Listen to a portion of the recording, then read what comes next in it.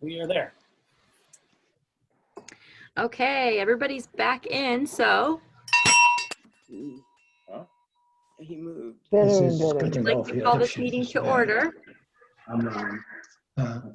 Yeah. If you could mute yourself when you are not sharing something, that would be much appreciated.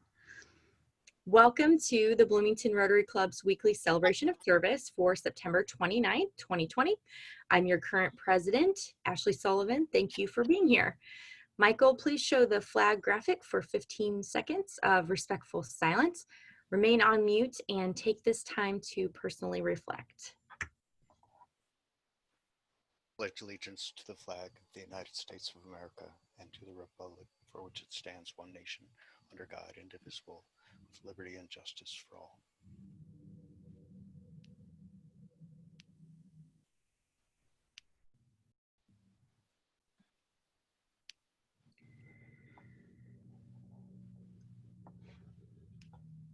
Okay, I'd like to introduce Jim Bright, who will be offering our reflection today.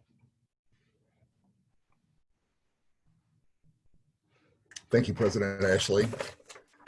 On Sunday afternoon, the spirit of Paul Harris was alive and super well at Memorial Stadium, where 70 Rotary Paul Harris Fellows gathered for the drone flyover video. Our goal was to position ourselves on the football field in the shape of the Rotary logo for a video to be shown at our November 6th Bloomington Rotary Toast. The event quickly became a celebration of fellowship, just as it might have 115 years ago when Paul Harris founded Rotary in Chicago. It was wonderful to see so many members of our Rotary family, especially after 6 months of being holed up with for the pandemic. Now, Rotarians social distance themselves every 6 feet around a circle, as you can see there in the upper left. And the drone flew by, zeroing in on faces of individual Rotarians and spouses before finally rising into the sky and showing our attempt at creating the Rotary wheel there on the 50-yard line at Memorial Stadium. Now, just mention the photos on your screen. At the top, of course, is you see the Paul Harris Fellows forming a circle. And the bottom left, left to right, that's President Ashley with her fiance, Nick, District Governor Jessica Hayne, Tom Gettinger of the Sunrise Club, and our own Owen Johnson. Bottom center, as you can see, good news, looks like our own Jean Emery is finally coming out of her shell. And in the bottom right, of course, is our toast honoree, Bob Hamill. Bob, by the way, will turn 84 years old on October 20th, just a couple of weeks ahead of the Rotary Toast. Well, were we able to pull it off? Well, tune in Friday night, November 6th, when we honor longtime sports writer and author Bob Hamill, and proceeds will go to Hoosier Hills Food Bank. Tickets start at $25 per household, and for tickets, go to rotarytoast.com or see me. Thank you, and back to you, President Ashley. Thank you, Jim. That was a really great photo of the whole wheel. That was awesome. Thank you for sharing that. It was a lot of fun. Okay, we would like to introduce our guests today, and starting with Connie, who has 2 guests. If you would tell us about them. Oh, my guests are Jim Poyser and Stephanie von Hirschberg. And they, well, not coincidentally, they are both climate activists. And no coincidence that they're here today because they're going to listen to Ben Brabson. And I have a terrible feeling that Ben never got the Zoom link, and that's probably my fault. So he now hopefully has it, and Ben will be joining us soon. Yikes, was I supposed, oh, okay, sorry. So Stephanie von Hirschberg and Jim Poyser.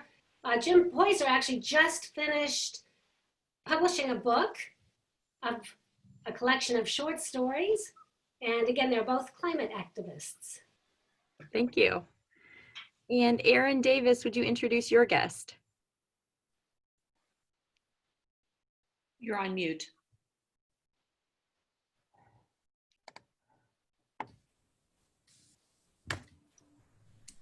Okay, it took a while to unmute myself. Molly O'Donnell is here, and she's also a climate activist and very strong environmental advocate with the UU Environmental Justice Task Force. Welcome to Molly. Thank you for inviting her. And I see Randy Wheeler is with us again. Welcome, Randy. You've become a fixture of our meetings, and I appreciate you being here. Thank you so much. Are there any other guests? Technically not a guest, but we have with us today Aaron Brewington, who works with Liz Irwin at Smithville. And Aaron is a organizational member. Aaron is the photographer who took those photos you saw on the screen a little while ago. So welcome, Aaron. And then I have a also, guess. Oh, go ahead. also I see on the screen Bob and Ann Wren, and Ann, a longtime member of our club. It's so good to see you both, Dr. Bob and Ann Wren, and Bill Oates joining us from South Florida. So good to see you, Bill. Liz? I was just going to say Ann and Bob are my guests, but that's fine. They're introduced now. Thank you. Welcome, doubly welcome, Ann and Bob. So good to see you. Okay. Thanks to our producers, Michael Shermis, Sally Gaskell, and Natalie Blaze. Roundabout reporter for this week is Glenda Murray. Happy birthday to Vaughn Welch on September 30th, tomorrow. And we don't have any membership anniversaries this week. Rotarians in the news. Past President Joy Harder's father, Jack Kahn, received a 2020 Golden Hoosier Award from Lieutenant Governor Suzanne Crouch and the Family and Social Service Administration's Division of Aging. Suzanne Crouch made the following comments, and I think they're very important to read to you. So many of our senior citizens are exceptional role models in their communities, and these 24 Hoosiers have made long-term commitments to volunteering in their neighborhoods, towns, and cities.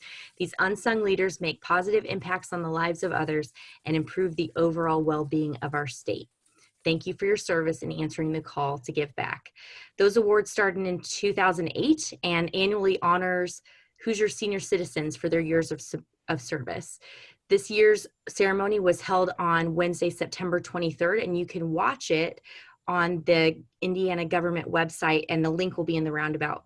Congratulations, Jack. And it's very evident where Joy gets her joy and her commitment to service to our community. So want to give a special shout out to him. Owen Johnson has an article that was published in the summer issue of Traces of Indiana and Midwestern History entitled Ernie Pyle and Harriet Davidson, Two Red-Headed Travelers. Harriet Davidson was Pyle's girlfriend at IU, and when he spoke to our club in June 1922, Harriet married a doctor in Bedford, and after Pyle died in the early 50s, Harriet took up a career, after he died, her husband, excuse me. After he died, she took up a career in travel, and she was affiliated with a travel agency here in Bloomington. So interesting read if you pick up the issue of Traces of Indiana and Midwestern History. And Charlotte Zitlow has a new book that is officially available for you to read.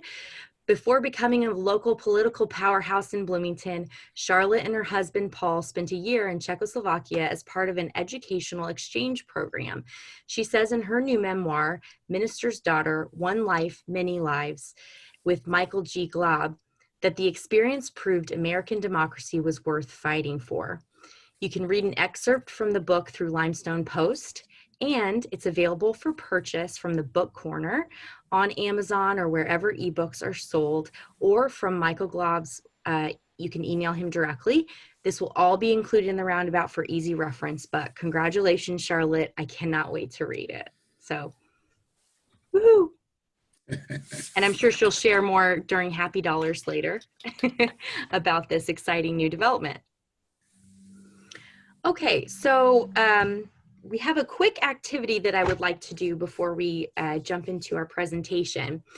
District 6580 will be hosting Zoom talks on different causes that might be of interest to Rotarians called Rotary Roundtables.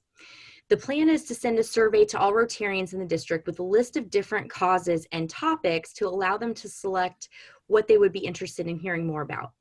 So I would like to spend just a few minutes brainstorming different causes or topics that you'd like to hear people speak about. And this will help the district team select these speakers for the roundtables. There will be anywhere from 1 to 3 speakers on a given topic, and the objective is to inform and inspire you. At the end, the call to action will be either small things that you can do locally or other meetings you can join to move the ideas forward. So I have kind of an interesting platform to try this out, or you can enter your ideas in the chat, but you can go to meet.ps/RotaryRT, and I'm going to put it in the chat here, and you can enter your ideas there. This is something I want to try. You can open this in the browser window or on your phone. I want to try this to see if we can use this as a poll for future meetings. If you're not comfortable with using technology in that way, no worries. You can just enter some ideas in the chat, but this is a fun way to enter your ideas so I can keep a catalog of them. So you can just highlight that into your browser and it'll open up and ask you the question and you can enter your idea, or on your browser on your phone. So we can also do a live chat. Ashley? Yes. Can you give the address again, please? Yes, it's in the chat and it's meet.ps/RotaryRT. But we can also do a live voice chat too. If anyone has any ideas they'd like to share, things you'd love to hear about, causes you'd love to hear more about, topics that you're interested in.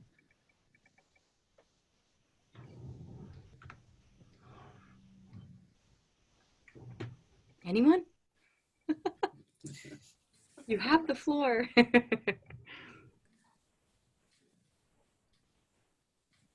Ashley, Yeah. this is Sally. I'd like to hear more about how Rotarians can make an impact with social justice issues in our communities. I agree. I agree. I'll second that. Great. Thank you. Any other ideas? Tim Jessen suggests youth organizations in the chat. See that. Great.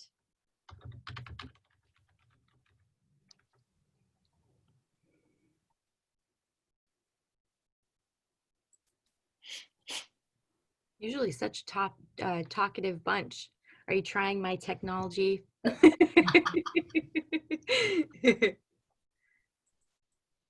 Oh, I see some good suggestions here. Yeah. Homelessness, equity and inclusion, racial justice, peace building.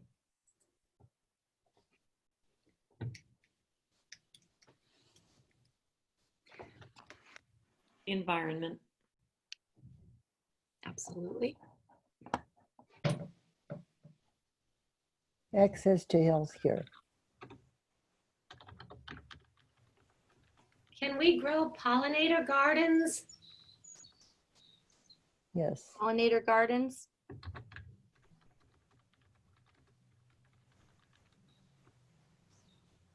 Where's Ben? Ben's here.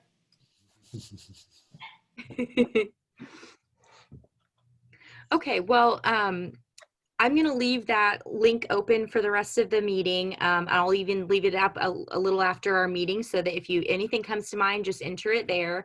And it'll be an ongoing conversation, and you'll start to see over the next months some ideas coming from the district of things you can sign up for. So it should be really exciting to get some deeper insight into issues that are affecting our world and things that we're interested in as Rotarians to get involved in. And the action step is really what I'm excited about, things we can do to get really involved in these ideas and take them from the idea sphere out into the world in an actionable way. So looking forward to that. Thank you for your suggestions and keep them coming. In other district news, There's a goal of having every Rotarian in District 6580 with a Facebook profile to like the district page. This will get all that great information out. You can see more than just what's happening in the Bloomington Rotary Club. You'll get to see the whole district and broader than that as well. So go to District 6580's Facebook page and give it a like, and you won't be disappointed. We have a few volunteering opportunities coming up. Adopt a Road, we will have a cleanup on World Polio Day. And I just got word that my request for a mayor's proclamation has been accepted. So it is World Polio Day in Bloomington on the 24th. And come dressed in your purple and all your Rotary gear, and we'll clean up our road and hopefully have some awareness of our polio eradication efforts at the same time. Helping Hands is always available. Wheeler Mission and Teachers Warehouse. Those are our three ongoing volunteer opportunities. Check the roundabout for more information there. And we have just a few minutes here for some happy dollars. Anyone have anything to share? I'd like to give several happy dollars in honor of Ben Brabson. 45 years ago, his son and my son shared a room in the Bloomington Hospital Pediatrics unit. And Ben explained to my son why the water in the bathtub went around and around when it was going down the drain, which I'm sure made Eric a physics major. So welcome, Ben, and a happy dollar for you. Wonderful. Lovely, lovely. I'd like a happy dollar. This is my first cast at age 67. Oh my. It's about time. I hope you're doing okay, Liz. If you were in person, we'd all sign it. You just That's have to right. imagine it. It's beautiful. Okay, I'm going to give six big happy dollars for the 6 years it took Michael and me to work on that book. And I had to tell stories to a recording, and then he asked me questions, and then he wrote a kind of, he framed it within the context of whatever was happening in the world at the time. So it was a big job. And it's it's so exciting to have this really there. I can't believe it. I hope it's interesting. I kept saying, why are we doing this? And he said, because it's interesting. I said, I don't know about that, but I hope it is. It certainly is, Charlotte. Thank you for sharing that with us. Okay, thank you.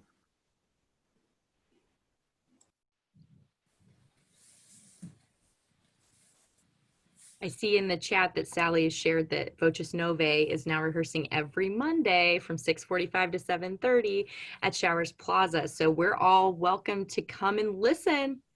We should do that and wear your mask. Very important. Anyone else? Okay, well, without further ado, I would like Connie to introduce our speaker for today. Ben Brabson is my first Rotary speaker pick, and I forgot to send him the Zoom link. Oh, Ben. Okay. Oh, Connie, not to worry. Well, You did I'm it. not worried. Remember when you just clicked with someone? Ben Brabson is one of my recent clickers. We've met only by phone and now by Zoom. I hope that changes soon. This physicist is too modest to tell you much about Ben Brabson, so I will throw out a few terms that apply. PhD, MIT, 1966. Thesis in high energy physics. MIT postdoc, 1967. Got a National Science Foundation Fellowship for his postdoc year in Padua, Italy, 1968. Magna cum laude, choral singing, rock climbing, tennis, skiing, basketball, gentleman, scholar. Many say that physics is the natural science. Simply put, for my brain to get it, physicists study matter and energy, how they interact, and how they behave in time and space. I quote from Ben's recent comments about a climate change book he co-authored. The numbers you'll hear refer to experiments he designed for school children. Quote, as a kid, I really resonated with number 33, stop mowing, let the grass grow. I hated to mow the yard. Of course, we didn't have to worry about number 3, limiting a shower to 5 minutes. As I recall, we didn't really mind a little dirt. Mother had to insist on a bath every Saturday night, no excuses. Speaking, end quote, speaking of shorter showers, like me, I hope many of you will soon think about Ben as you step into the shower.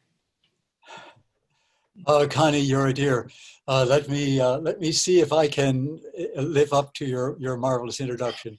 The first thing to do is to see if I can share my screen, because I do have a couple of little plots I want to show you. It's scary business working with these climate scientists, but let me see what happens. So here goes. I'm going to try to share the screen. You tell me whether it works. If it doesn't work, we'll do something else. So here goes. I'm going to try this first and see whether that works. Did you get share? Did anything share? Can you see anything on the screen? It should say something about Rotary. Yes. Oh, it does. Oh, good. Now I'm going to try another trick, and that is to see whether I can enlarge it. You tell me whether this works. Now, did that work? Because if it did, that would be really cool. Yes. It did. Yes. All right. All right. We're in good business. I am overwhelmed and delighted to be asked to speak to you at Rotary, because your values are very much my values in every sense, and I just list your vision statement there. All right, so here we go. Showers, bananas, and climate change, and all those things that go with it. So I'm going to do this first. I'm going to take that little guy away. All right, can you see? You can see it, yes. And there's Connie herself, and I'm going to ask her whether she really likes bananas or not, but she doesn't really have to answer that. Yes, I do. She does. Oh, good. All right, well, that's a good sign.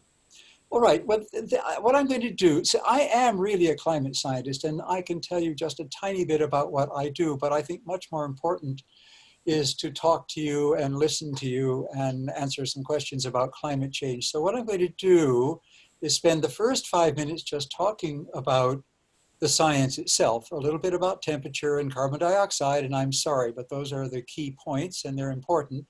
And then I'm going to talk about what happens here in Indiana, because that's where we are, and that's really important.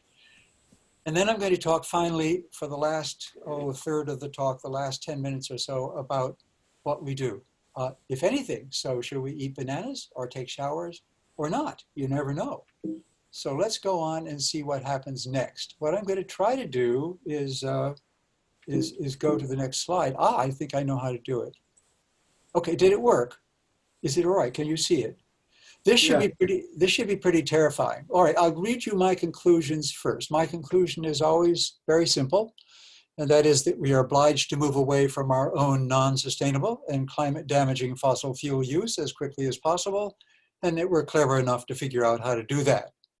And that's my feeling today, and that was my feeling 5 years ago, and perhaps even 5 years in the future if I'm still around. So there we are.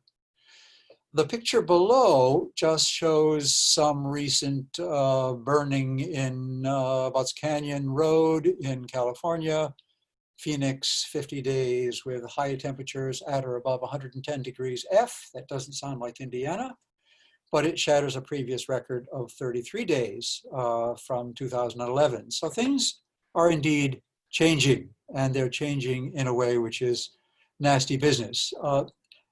This is a highly depressing picture, but I show it. It comes from Karachi in Pakistan, taken in May of 2018.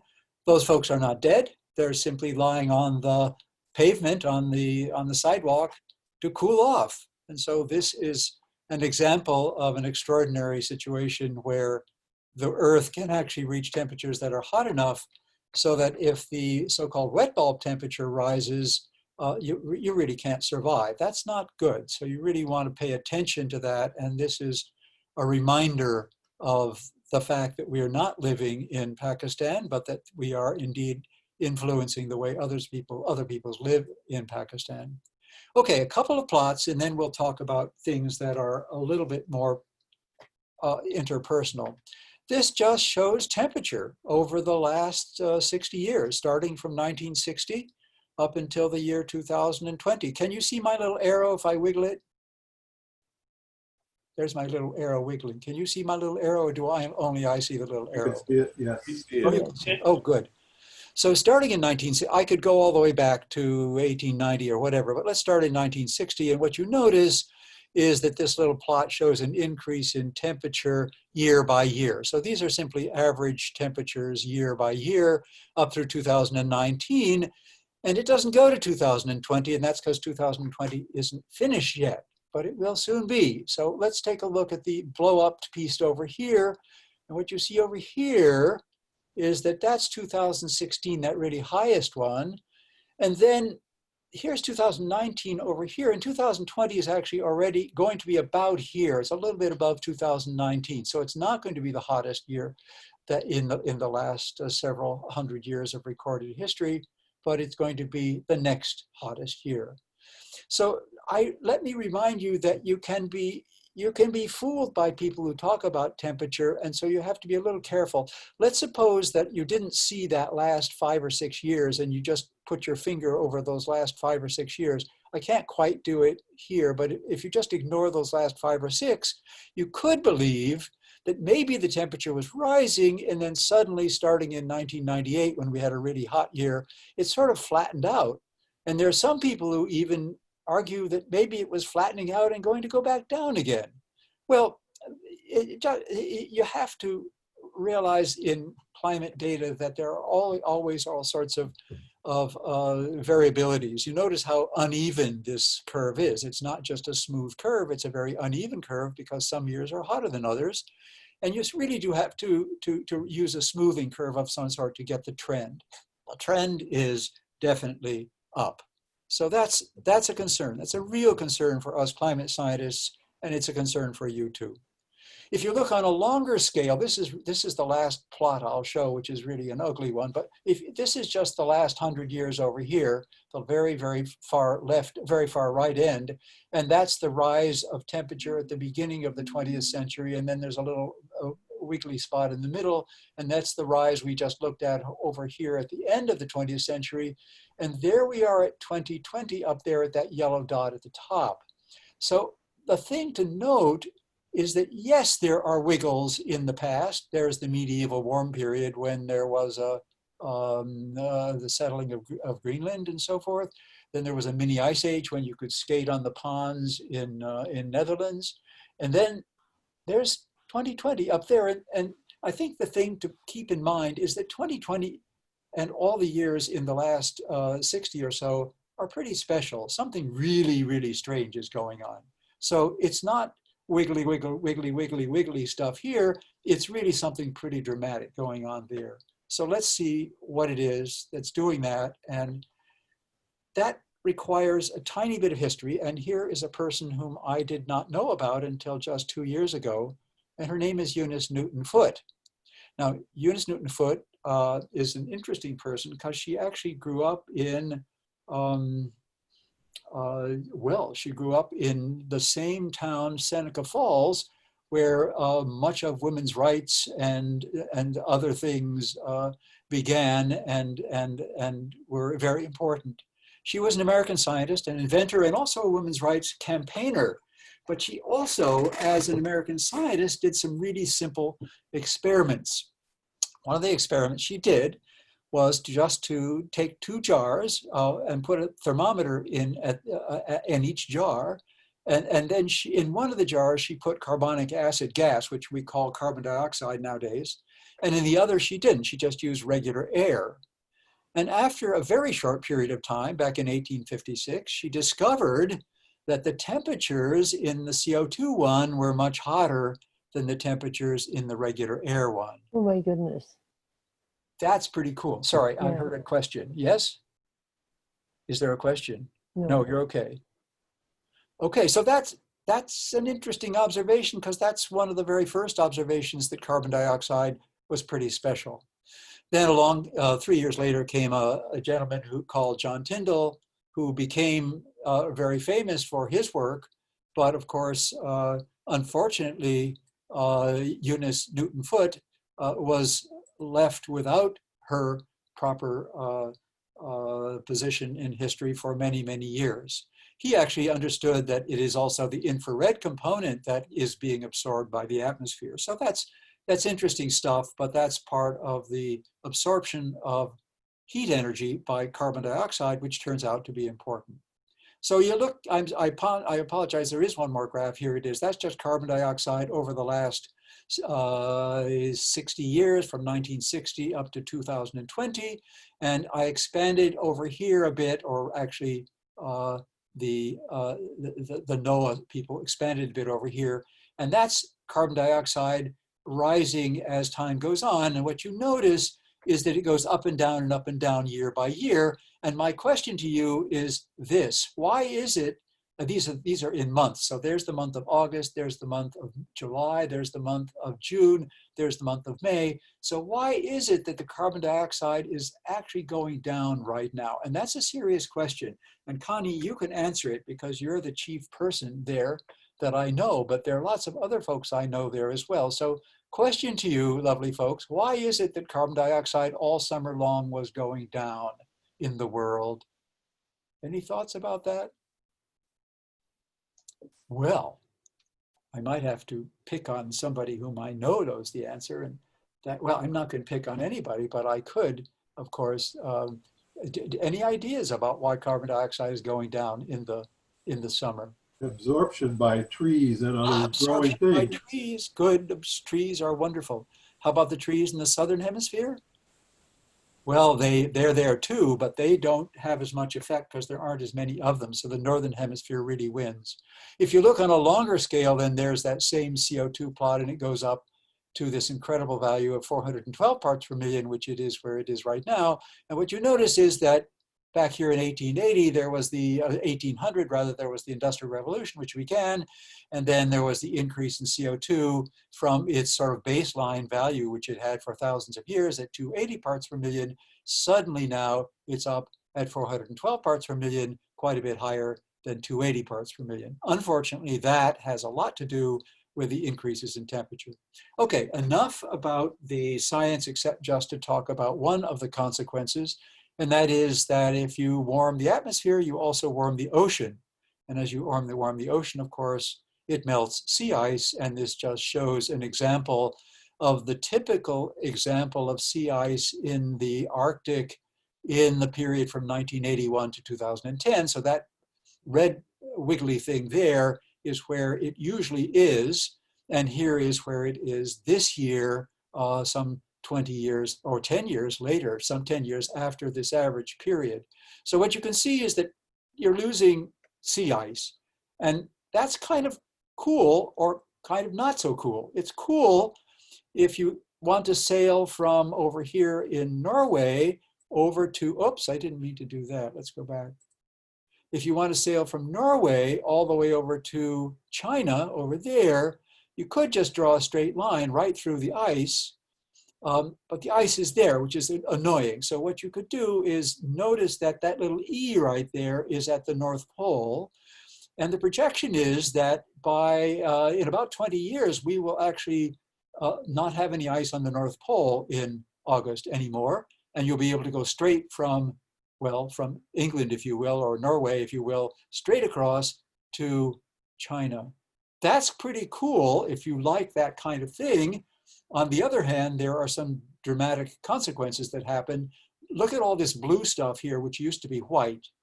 That blue stuff now is absorbing solar energy, whereas it used to reflect it.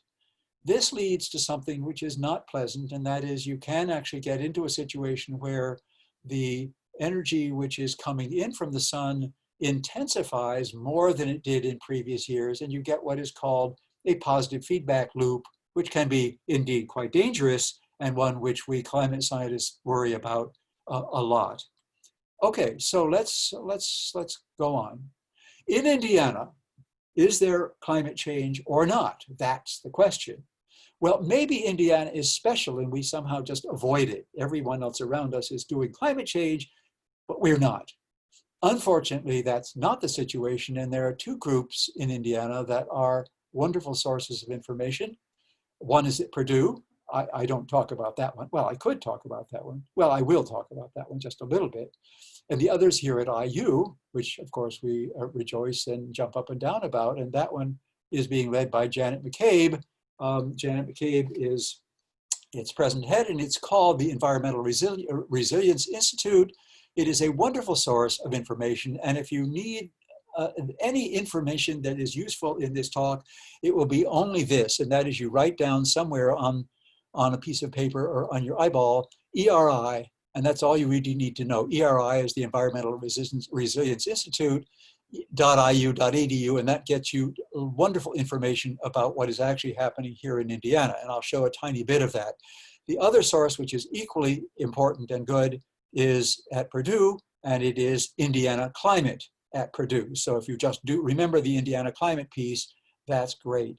Two wonderful places here in Indiana to get information. So I pick one piece of information which is interesting to gardeners. So all right, gardeners, think about your hardiness zone. You know about hardiness zones. You know you have to grow roses only in certain hardiness zones. So let's look in 1990 to see where we are here in Bloomington. There's Bloomington right where my little arrow is wiggling. And you'll see that we're more or less in that dark greeny one, which is zone number 5. In 1990, we were in zone number 5. That was the way it was, and life was very pleasant. And then jump to 2015. I guess we could go to 2020, but I don't have those data because I'm not doing this Purdue work. But at Purdue, they have discovered that in Indiana, we're now looking in the rather light greenish end. In fact, we're getting pretty close to the yellow end.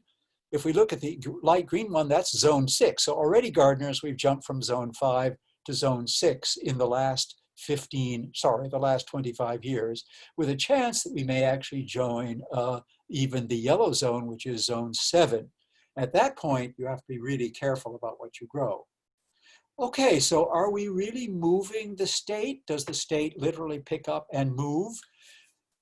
Yeah, just no, it doesn't. But there are interesting things that are taking place. One is that as you look at climate models, and now I'm not talking about data, every thing up until now has been talking about real climate data. Now I'm talking about climate models, which project what's going to happen in the future. You'll notice that Indiana up here, which is where it is effectively moving south in the summer. Our south movement in the summer is due to exactly the effect you've seen, and that is you're getting longer periods of growing time in each year, and you're getting warmer temperatures. And so if you're talking about growing plants and other things, effectively we are moving downward. By 2050, says the model, will be down in Middle Tennessee. And if we don't change our habits about using minimum carbon or producing minimum carbon, by the time we get down to 2080, where I will certainly be gone and long gone. I guess a few of you will still be around. I was looking at some gray hair, so I'm not completely sure. But if any of us are still hanging around in 2080, you might shout, well, I didn't hear too much shouting, but if there were some shouting, we would be down here almost indeed on the border of Texas in 2080, say our climate models. So that's impressive. That says what's happening.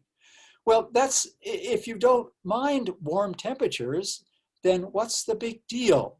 Well, there are several big deals. And one of them I point out here about Indiana has to do with the crops that are very important to Indiana, namely corn and soybeans. As you know, those are our two financially most important crops in Indiana. And what you notice is that those two plots show that if I look at the production of corn, the yield of corn, and I plot it against temperature, as the temperature rises, unfortunately, the yield goes down. So it means that you actually get less corn in hot years than you get in cool years. The same is unfortunately true of soybeans. And if I'm a farmer in Indiana, I care about that. I really care, because as temperature rises, as it is doing, both of our cash crops then decrease in productivity. There are some things we can do about that, one of which is to encourage our farmers, for example, to enrich their soils. If you enrich your soil, you remember you put more carbon in the soil. That's how you enrich them. You put many of the corn shocks back in the soil, for example. Putting carbon into the soil turns out to be a really good idea from the point of view of enriching the soil in farming. Think about another detail. Is it also useful to take carbon out of the atmosphere and put it into the soil? Interesting thought. Could, for example, farmers take carbon out of the atmosphere and put it into the soil? And if so, could they be rewarded for doing so? And at the same time, of course, enrich their soils. That's a proposal which is now getting some legs in Congress, and one which I think is a brilliant one. Okay, so here we are, and there is this Norm Crampton, marvelous recycler who has written books on recycling and has actually been the head of recycling in Indianapolis and other places, has written a book with Jane St. John. Jane is a person here in Bloomington who has done many things, including the business of trying to encourage us to do a bicycle sharing program here in the town. The pair of them are magnificent human beings, and I have enjoyed enormously having a chance to work with them for the last year. And we put our hands together and put out a little book which is called Hands On. Now you're going to hear for the next 5 minutes about Hands On, and there you are. I think the thing that I would mention about Hands On is that it's a shared enterprise, and it's one, I think, which is actually available at the book corner downtown. That's my thought. So what about that book? You'll notice that if I go back and look at the cover of the book again, it says it's not for us. It's for the people who are in Generation Z. Well, what the heck is Generation Z? Well, maybe we could be in Generation Z. I sort of sometimes feel like I'm in Generation Z, as do you, because it's kind of fun to imagine that we are somehow between the ages of 5 and 23. That's not quite right, but it feels good to be between the ages of 3 and 23, or 5 and 23. So here are some Gen Z folks who are doing wonderful things. They're doing weatherization of houses here in Bloomington, and it's just a marvelous group of folks who will change the world, quite frankly. The rest of us will help, but they're the ones who'll do it. Okay. So what does the book do? Well, it has 50 projects. It has 50 different things you have to do, 50 tasks, only 50. That's easy. You can do the first one right now, but just by taking a banana and eating it. And then you can do the other 49 later in the day. But it's a nice book because it lists 50 things that we can do, all of which reduce our carbon footprint, which is a fancy way of saying it reduces the amount of carbon dioxide, which we have now learned is indeed something which is dangerous to the atmosphere and increases the amount of increase in temperature. So let's talk bananas. I guess what I should do is find my bananas. You can't see them, but I have some bananas here. I'll hold them up just in case you remember what they look like. They're sort of long and skinny things, and they're kind of fun. And I don't know whether you can see them in my picture, but I'll hold them like that so you can, just in case. All right, so why is it that eating bananas is a really good idea? Well, it turns out that bananas have a really low carbon footprint. How is that possible? I mean, you have to carry these heavy bananas all the way from somewhere in Central America, and you're telling me it's a low carbon footprint, and I just wasted all that natural gas or gasoline or worse, airline fuel. We wouldn't do airlines for bananas, but we could. How is it that bananas actually turn out to have a low carbon footprint? Well, it turns out that Mike Berners-Lee wrote a book called How Banner Bananas, and he gave us some really interesting information. The first thing is that they grow in sunlight. That is, the sun comes in and converts its carbon, indeed in the atmosphere, carbon dioxide, into bananas. That's pretty cool, okay? The second thing that's nice about them is that they actually keep well. And so you don't have to refrigerate them. You can just actually put them in a freighter and send them up. Now, they actually do refrigerate them, I learned from recent reading, but you wouldn't really have to refrigerate them if you didn't want to. You can put them in special atmospheres which will keep them from spoiling as quickly, and that helps. But if you can actually just transport them by freighter, then you don't have to fly them by air, and that means they're probably much better than things like raspberries. The other thing is, of course, they have their own packaging. They're thick, peelable, compostable skins. And so what you do is you don't have to wrap them in plastic. The bottom line is this, and this is where my part comes in, and that is that if you actually want to calculate the carbon you get from bananas, it actually only costs about 3 ounces of carbon dioxide to do the full life history of a banana. And that's to be compared here with a 4-ounce cheeseburger, which it says is 88 ounces of CO2. So if you have a choice between a banana, 3 ounces, or a cheeseburger, 88 ounces, then obviously you should pick a banana, which is 30 times better. I'm almost done, but I want to make 2 other comments, and then we'll stop. Okay, so I guess the most important thing I can imagine about the little book, Hands-On, is that it has a lot to do with making a scientist, and or an engineer. Engineers and scientists are sort of the same sorts of people. But I'd like to make one from scratch. So how do you start with nothing and turn it into a scientist? Well, that's kind of a silly question, but actually it turns out that if you take a mix of curiosity and add to it some opportunities to explore, that you have a good start for making a scientist from scratch.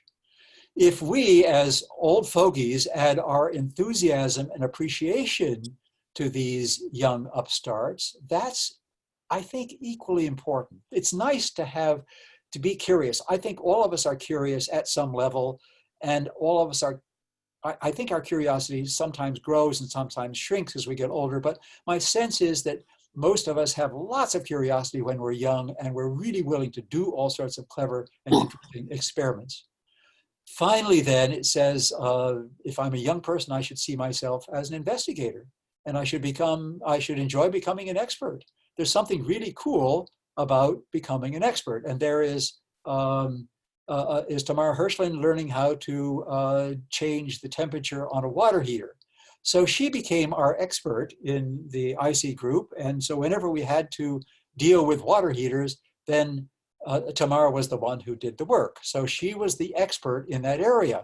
Now, I don't know whether she is going to become a scientist, but I would not be surprised if she did. The final detail is becoming a little bit quantitative. Can you measure it? And that's where I'd like to go one step further. So here we are in the shower. And of course, I quote to you from the book. It says, "What? Shower time is my own time? Of course. But you may find it, if you give it a try, that you can intensify that nice warm feeling, knowing you're doing something good for Mother Earth." So Hands-On says, our family of 3 could save $59 a year and CO2 from driving 1,000 miles. That's pretty cool. That is, if you could actually reduce your shower time from 10 minutes to 5, that would be really nice about reducing your CO2 use. So now comes the fun part, and that is we're going to spend just a minute doing an experiment. How in the world would you, let's suppose, put on your Z generation hat for just a moment, and let's suppose I asked you to actually figure out whether you're going to save anything by taking a 5-minute shower rather than a 10-minute shower. Well, the first thing you need is a bucket, and you need a watch. And so what you do is you walk into the shower. This is dangerous, but you walk into the shower with your watch, or you can put the watch outside and the bucket inside, and you turn on the shower and you actually measure the amount of water that flows in about 15 seconds. If you measure it for 5 minutes, the bucket will certainly overflow. So you measure it for 15 seconds and you come out, you have to then calculate how much water you have saved by saving that extra 5 minutes of shower. That's easily done. You and I can do that. It takes a piece of paper and a tiny bit of effort. However, the interesting detail goes on. How much energy have you saved in that process? And what do you need to determine that? Well, if you're a young experimenter, what you need to do is determine the temperature of the water.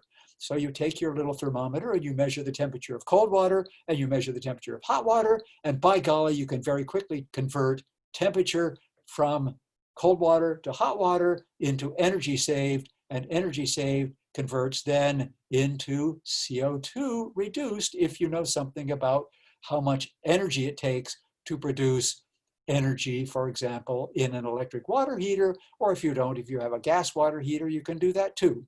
So the neat thing is that with very little effort and curiosity, you can actually figure out from scratch whether Ben Brabson's calculations in the back of Hands-On are right or not right. So in summary, do showers and bananas really matter? I mean, it could be that doing showers and bananas is just a fringe effect. That's something you do just for fun, and that if you really want to solve climate change, you're not going to do it by doing showers and bananas and even hands-on. Let me quibble with that a little bit. I'm going to do a quickie calculation in front of your eyeballs and see whether that is really important. So in the world, in a nutshell, we generate 40 billion tons of CO2 a year. That's what we do, 40 billion tons a year. There are 8 billion people, more or less, and if we divide 8 billion into 40 billion, I get 5 tons of CO2 per year per person. So everyone in the world generates, on average, 5 tons of CO2. 5 tons, that's 10,000 pounds of CO2 a year by everyone in the world. Okay, keep 5 tons in mind for just a moment. In the US, we actually generate about 9 billion tons of CO2. If I divide that by our people, which is about 0.3 billion, it means we get about 30 tons of CO2 per person. So that's not 5 tons. We're actually generating 30 tons of CO2 per person in the US. That's a lot more than the average, and we know it's a lot more than the average. The interesting detail is this, and that is about a third of that generation comes from the stuff we do at home. So about 10 tons a year is stuff you will find in hands-on. Now, hands-on makes it pretty easy to reduce a lot of things in particular, and I find that it's very easy to reduce your carbon by about a third, say 35%. If you reduce your carbon by 35%, you've just reduced your total CO2 output from 10 tons down to 3.5 tons of carbon dioxide per year per person. All right, so going back to compare that with the world average, which is 5 tons, we are now saving 3.5 tons a person just by doing hands-on. All right, so it is important, it is interesting, you can make a difference, and it is significant. In summary then, climate change is underway.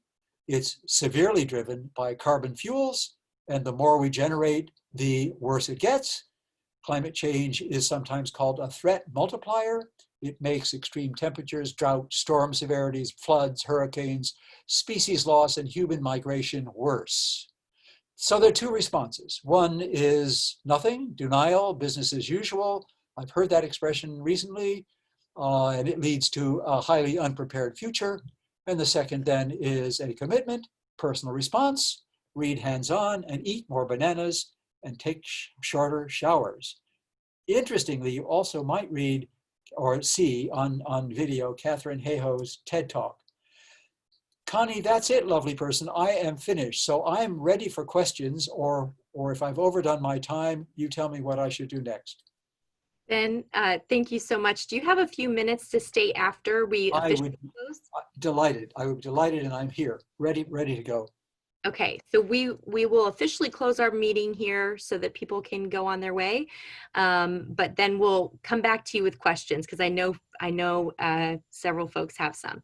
So Sally, would you tell us about next week's meeting? Yes, it's an election year. And our club is known for attracting newsmakers, and that includes candidates for critical elected office. We always offer the opportunity to both Democrats and Republican candidates. And this year we have both candidates for the always important Indiana 9th District of the United States Congress. Next week is Andy Ruff, Democratic candidate. Thank you, Sally. Michael, will you show our graphic to close our meeting?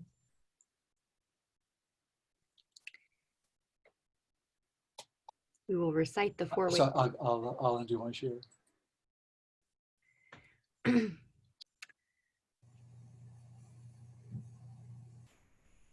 Okay, we'll get started. Of the things we say and do. Say or do. First, First, is is it the truth? Second, is it Form concern? concern. Third, Third, goodwill or friendship. Fourth, mutually beneficial to all concerned.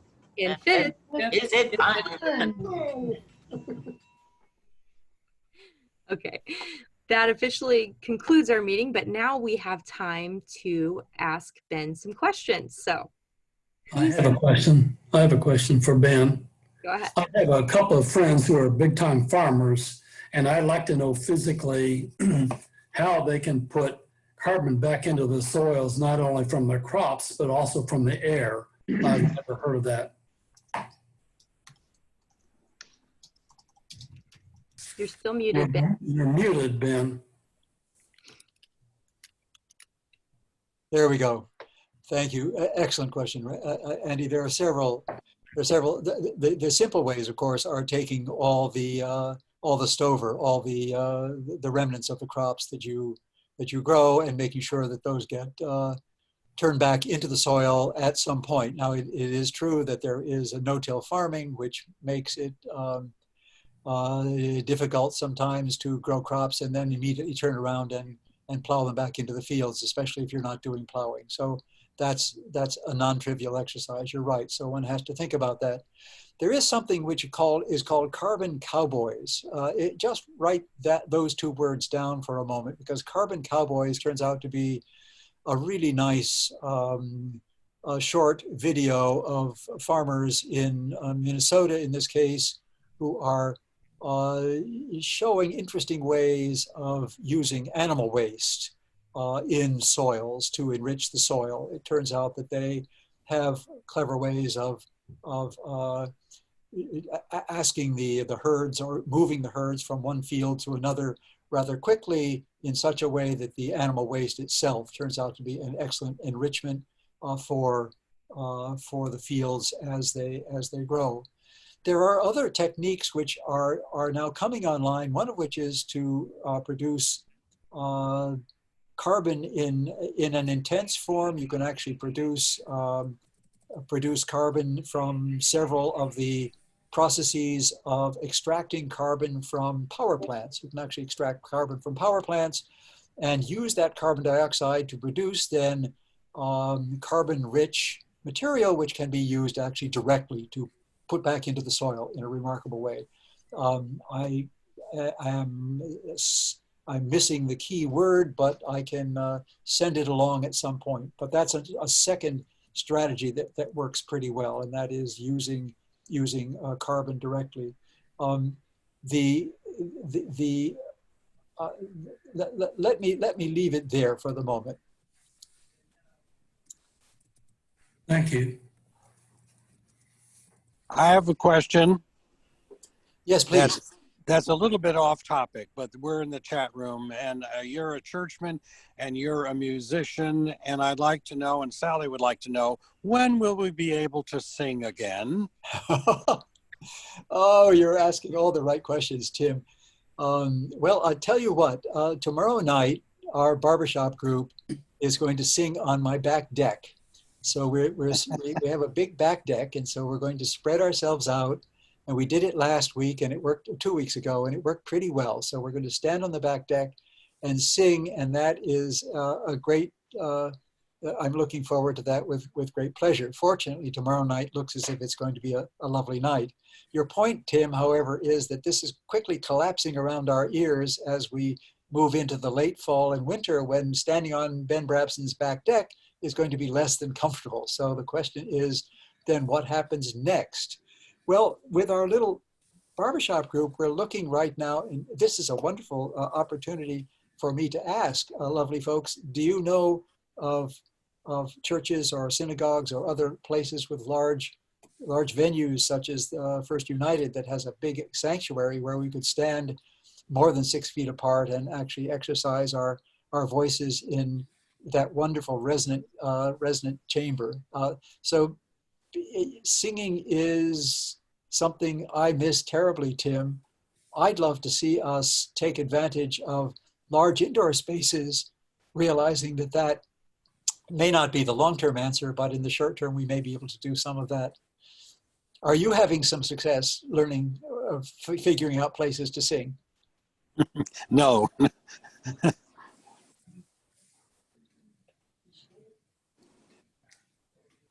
Yeah. Other questions? Yes. I do, if I may. Oh, please. Oh, first of all, I want to thank you, Mr. Brabson. I deal with a lot of IPCC data, Paris Agreement, and listening to you today, at least I understood it better today. So thank you very much for putting it in a way that I think is easier understood. My question to you is that I think Bloomington does a decent job with our greenhouse gas emissions reduction as far as our carbon output.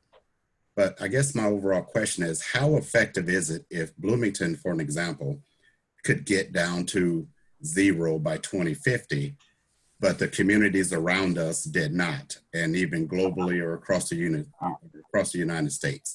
So how, not to say that we shouldn't, but how effective would we do it if no others are doing it as well, at least to that level? Jim, your question hits us all directly in the middle of our concerns.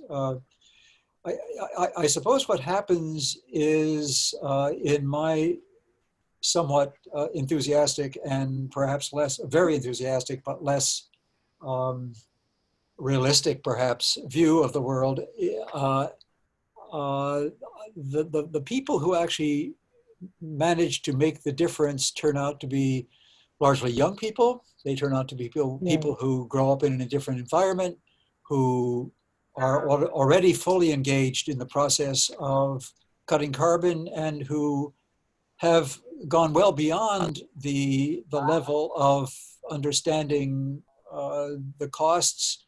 They actually are seeing that not only do you save carbon, not only do you save the total CO2 amount and temperature rise, but you actually begin to save real cash by doing the things that need to be done. So there is a lot of example.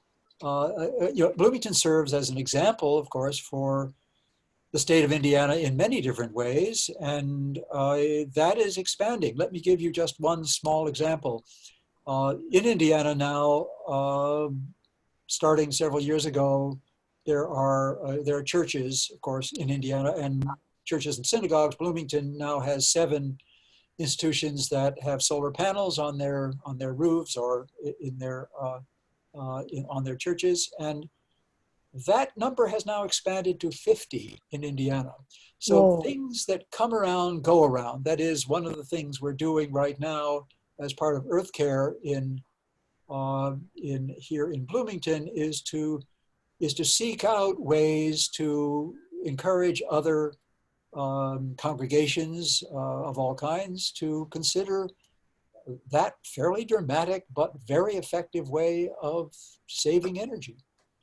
That's the kind of thing that I think works. It won't work if we simply pronounce that we are clever and cleverer than you, and we should do something which is that you should follow our wonderful, clever example. That is a dead end start, and that won't begin at all. It seems to me that if you find areas where others benefit directly from things that you can help them with, there may be some common interest there. That's good. Thank you. So Ben, I have a question also. One of the questions I would wonder is, during the pandemic, we noticed a significant decrease in people, of course, using their automobiles and air traffic. Did that really, did they measure how much less CO2 was in the atmosphere? Were they able to do that and notice a significant change? Carolyn, that is an excellent question. We looked at that plot that I was showing, showing CO2, and it looked as if it was just rising and rising and rising. If you look really carefully at that plot, you will see that the amount we added to the atmosphere this year was about 8% less. Well, if we don't know all the way to the end of the year, but but it looks as if by the end of the year, we will have actually added this year 8% less than last year. Now, that doesn't mean it's going to show up very much on that plot, because what's happening is the plot, instead of rising by its usual 40 billion tons, is now going to rise only by 32 billion tons, or it won't be 32, it'll be 36 billion tons, or 37 billion tons. So 37 billion is less than 40, but it's going to be hard to see that 3 billion on top of the 37 billion each year. So we are adding 37 billion instead of 40 billion. That will show up, and it can be measured and is measured, and it's a wonderful thought. And eventually that will have an effect, but it won't have an effect in that visual, lovely plot that I showed you.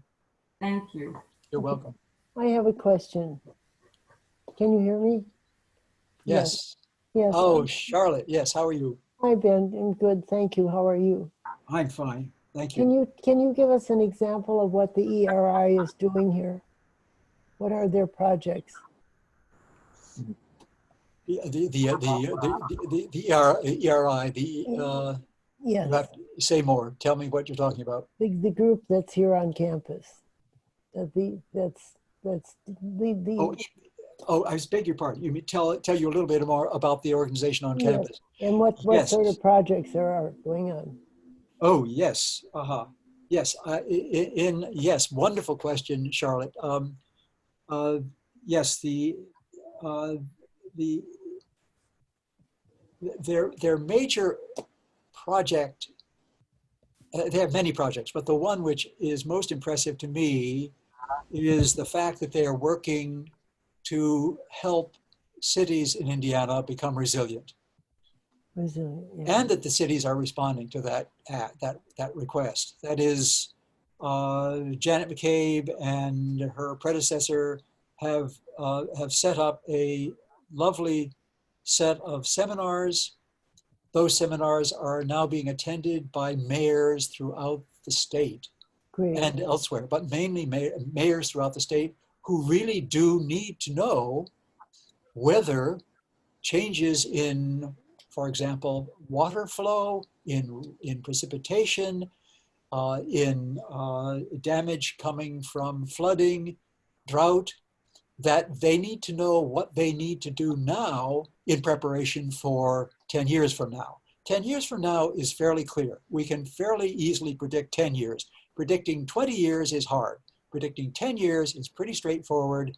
And even 20 years, you can make a pretty darn good guess. So cities need to know that now. That's what the Resiliency Institute is doing. The ERI is really concentrating on educating and working directly with people in Indiana who are in positions of city government, which you know well. Yes, so that's great. That is simply brilliant stuff. That's great. And it's happening weekly. I mean, every week I sit and listen to a new podcast by ERI every week. And they bring in people from around the state, and it is not a small group. That right now, I would say that perhaps 80% of the major cities in Indiana are paying close attention Excellent.